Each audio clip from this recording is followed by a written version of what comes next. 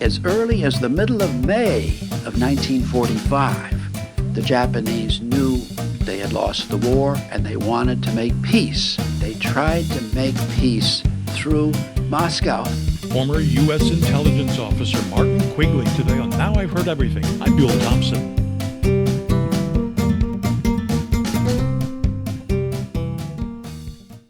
Today is August 6th, the 80th anniversary of the day the United States became the first and so far only nation to use a nuclear weapon in wartime.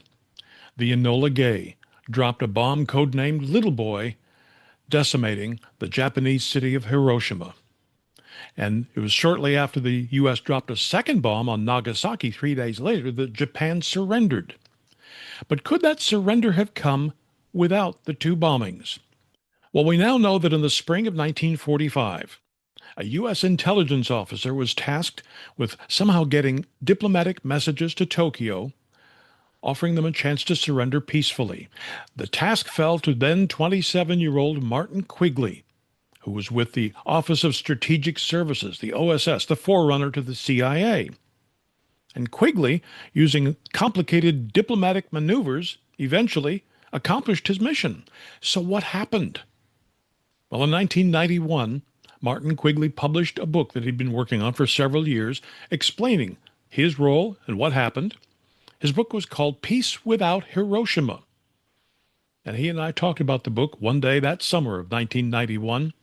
I have not edited this interview. It's a little bit longer than most of my interviews posted here, but it's important because this is not just history, but this is eyewitness history. This is a man who played a central role in one of the most critical moments of the 20th century. So I want you to hear his entire, it's a little bit long, but please bear with me because this is a really, really powerful interview. In just a moment, you're going to hear it. Have you ever opened a time capsule? You're about to. This interview is from national radio personality Bill Thompson's 30-year interview archive. Enjoy.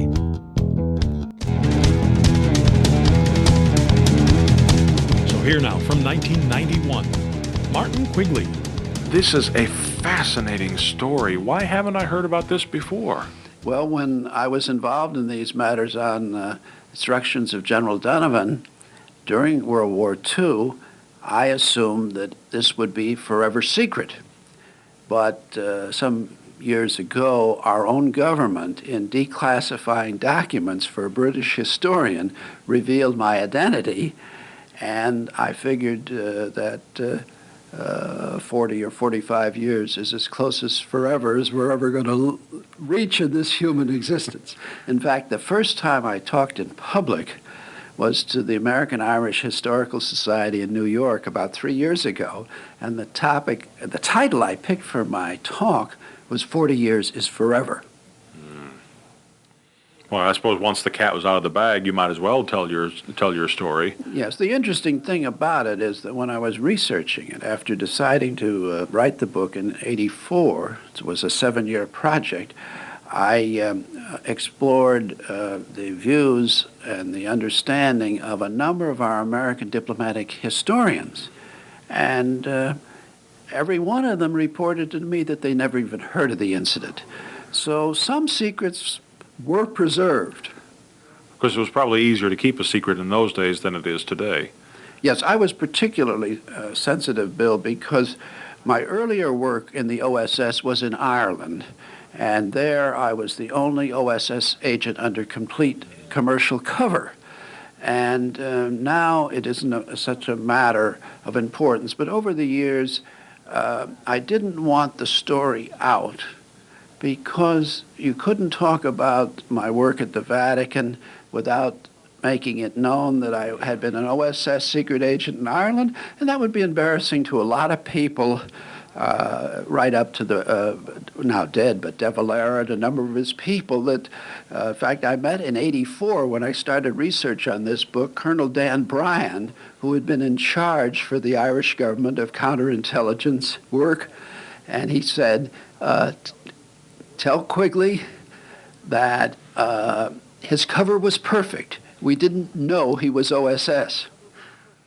Now, for my work, Bill, in Rome, in late 44 and in 45, right up to the end of the war, it was necessary to have a kind of cover, which I continued from my Irish days, because I was dealing with churchmen and dealing with Vatican people. You couldn't be in uniform. You couldn't be officially attached to an intelligence organization. My cover was representing the American motion picture industry, and I had the qualifications to do that. I was a journalist involved in motion picture company publications, and this was something my father started before I was born, so their name and identity was well known in Rome. We had visited it a couple of times before the war, as in Ireland. And I had a broad mandate on my OSS. In Rome, I was to develop strategic intelligence useful for the prosecution of the war from church organizations and church individuals. Now, in Rome, and the Vatican, but in Rome, there's a lot of church organizations centered there, having their headquarters besides the Vatican. But before I went overseas, General Donovan gave me a special assignment in addition to the broad mandate, and that was at the right time try to open up communications looking to the surrender of the Japanese. I was given a very wide discretion. I could tell people I was connected with OSS or not as I wished in Rome. Of course, in Ireland, nobody could know, not even our own minister or the British representative. Everything was totally secret in Ireland. But when the Germans surrendered in early May of 1945, I decided the time was opportune to try to carry out Donovan's instructions. I weighed, and there's a chapter in the book that explains my mental processes of trying to decide of 3 good contacts, which one should I use to try to get to the Japanese minister, Ken Hareda, and his number 2, who is still alive, a very prominent Japanese ambassador, Kanayama. So what did you decide? If I'm not giving away too much of the book. No, you're not giving away too much of the book because it's necessary for your listeners to get some idea of the process of an intelligent agent on an assignment like this. I had 3 possibilities. One was the senior American Jesuit in Rome, Father Vincent McCormick. He was of great use to me in many ways.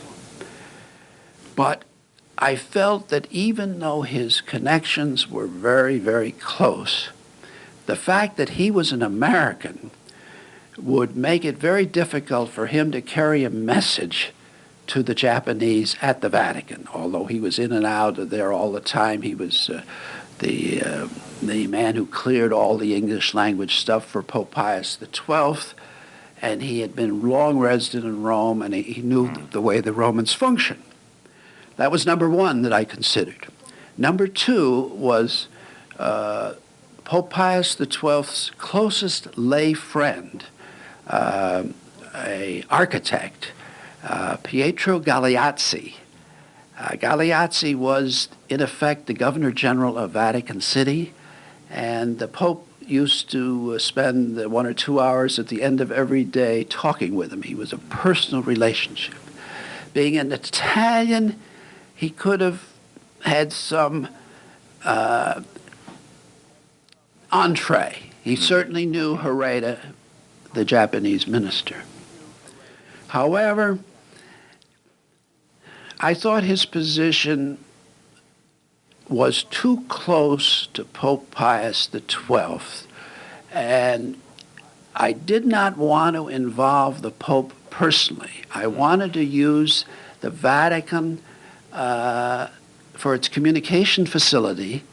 I wanted to use an entree through the Vatican but I didn't want the Vatican to be the official intermediary here, because after all, the Soviet Union was our partner. So the third one of the three that I considered was the one I zeroed in on. It was a young Vatican diplomat by the name of Vagnazzi. And he will be known to some of your listeners because in his later diplomatic career, he served as nuncio in the Philippines, but then was nuncio, or then they called the Pope's representative apostolic delegate. He was apostolic delegate here in Washington. As a very young man, in fact, he was ordained a priest at 25 and taken right into the diplomatic service. By this time, he was a man in his late 30s, completed an assignment in Washington, but was stuck in Rome because he couldn't get to his next assignment, which was in Madrid. Vagnazzi, I felt, was the perfect contact.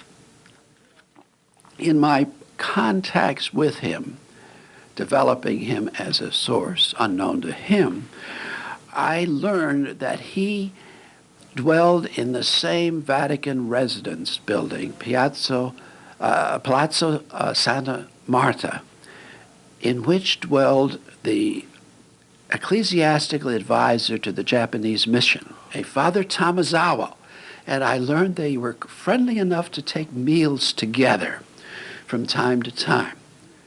So in what is, I think, the high point of the book dramatically, having made that decision, I had to get Vagnazzi, who had visited me before, get him to my apartment, which I used as an office. It was on the 5th story of a Roman apartment building in kind of the outskirts. And it was kind of interesting because there was no power.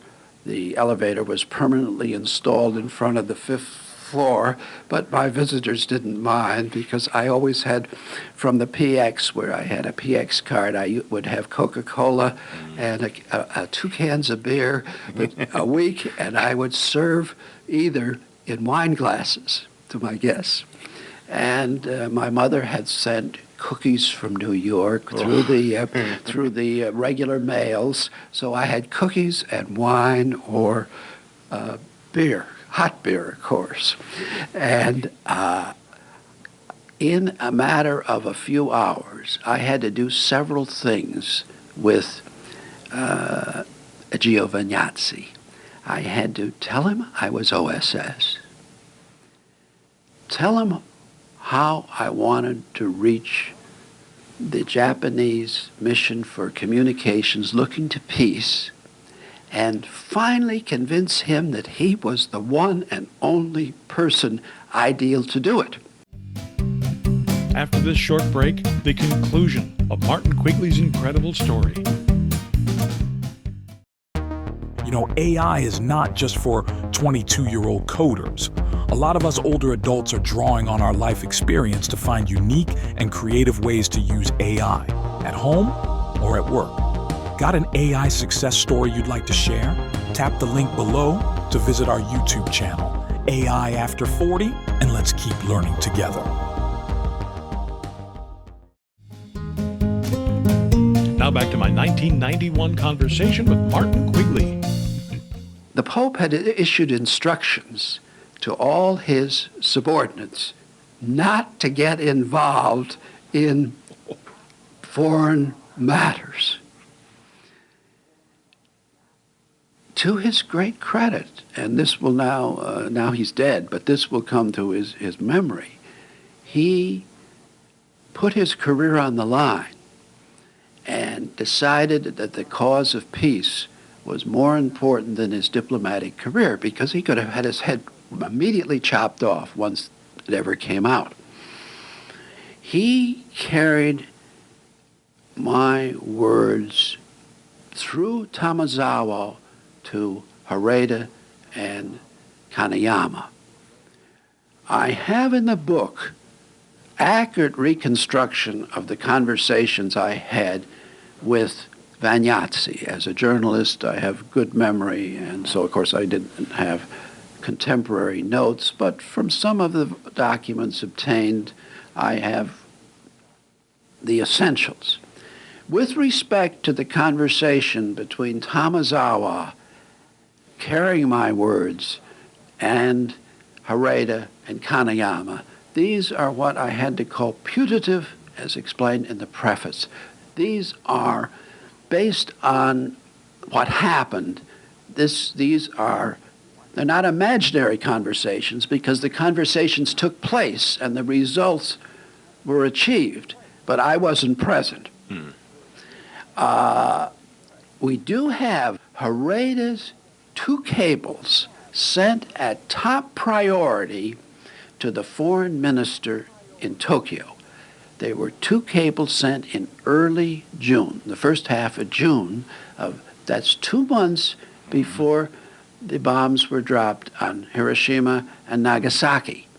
Now, when you consider the problems of communication, I dealt with Vagnazzi in English. His English was excellent. My Italian was passable, but not as good as his English.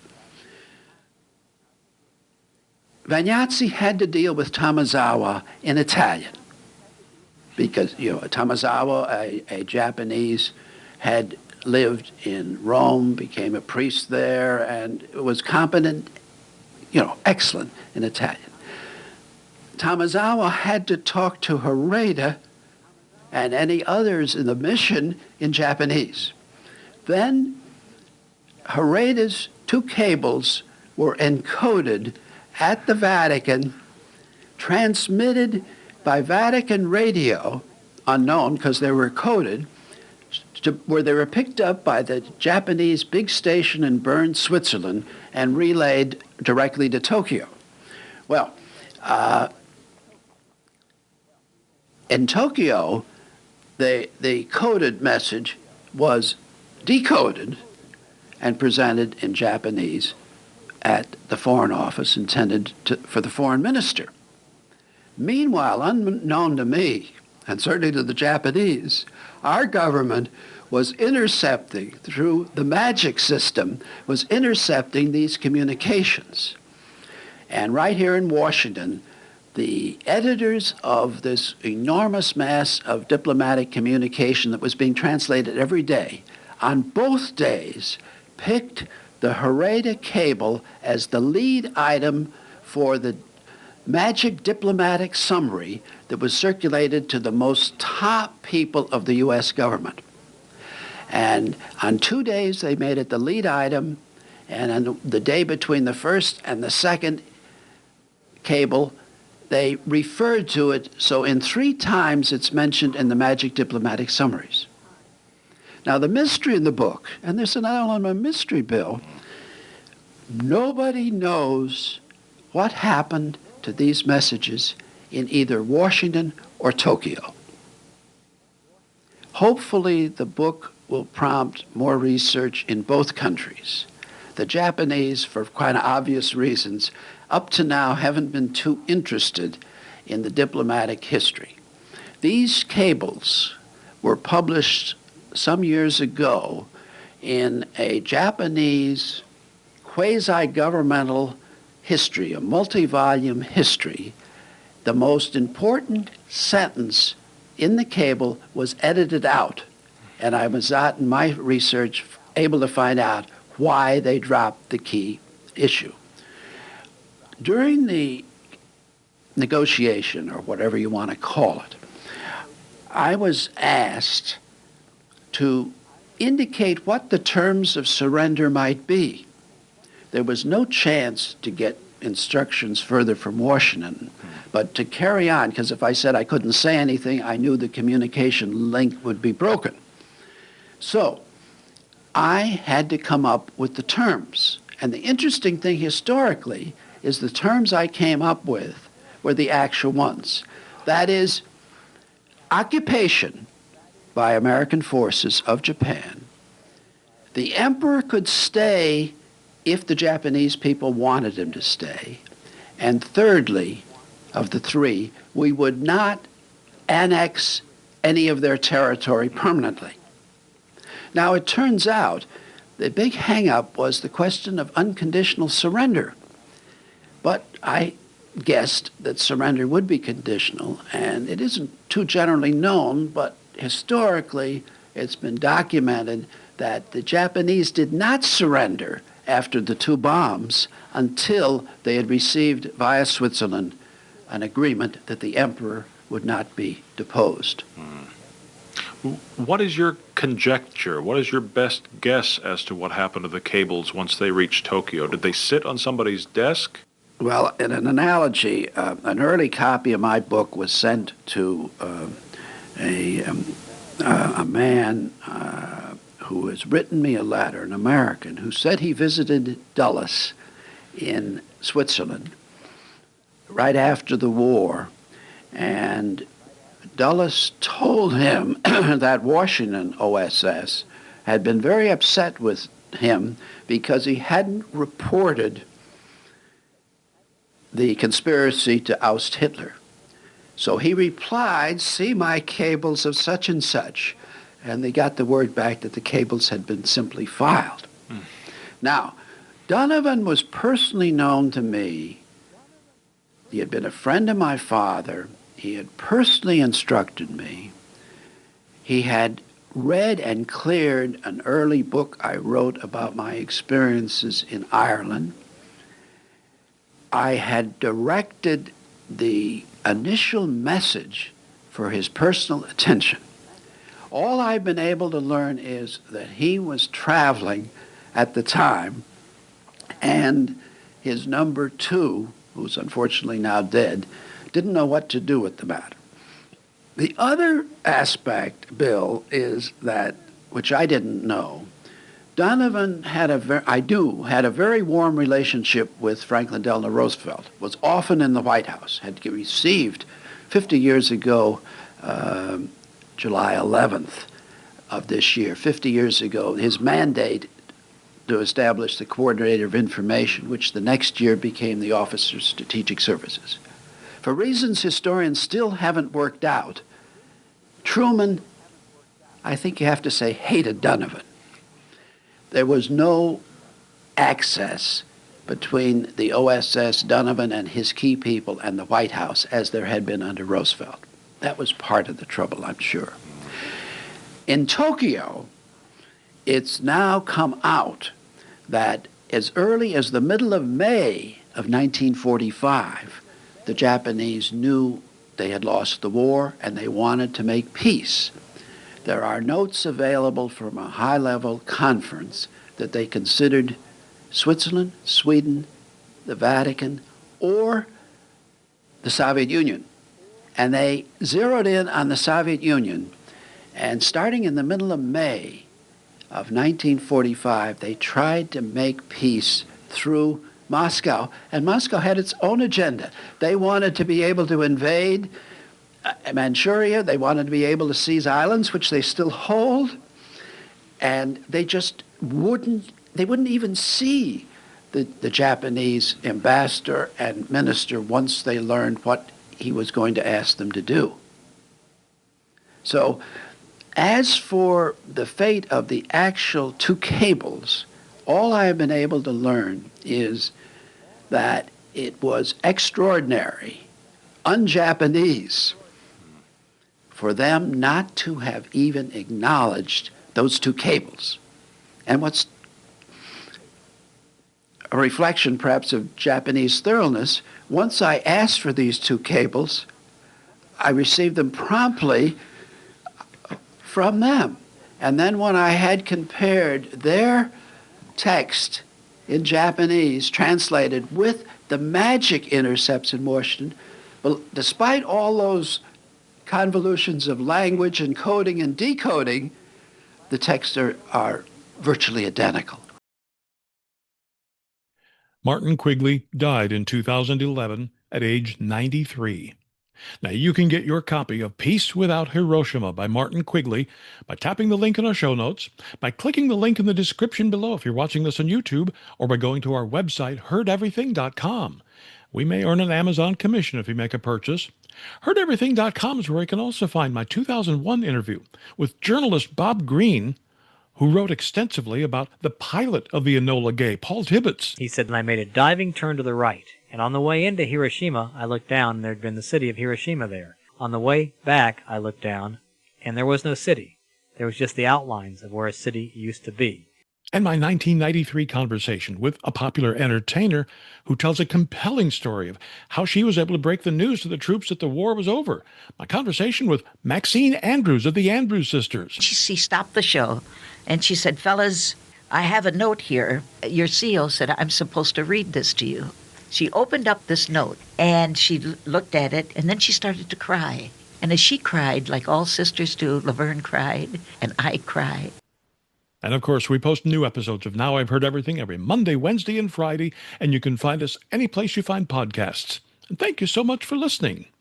Next time on Now I've Heard Everything, another kind of World War II history, the story, the often forgotten story, of the 761st Tank Battalion. And the author of this story, this book that we're going to talk to next time, is none other than Kareem Abdul-Jabbar. Because of the way that the Army hierarchy kept news of any integrated units from the public, no one really had any understanding that blacks contributed anything other than the Tuskegee Airmen. That's next time on Now I've Heard Everything. I'm Buell Thompson.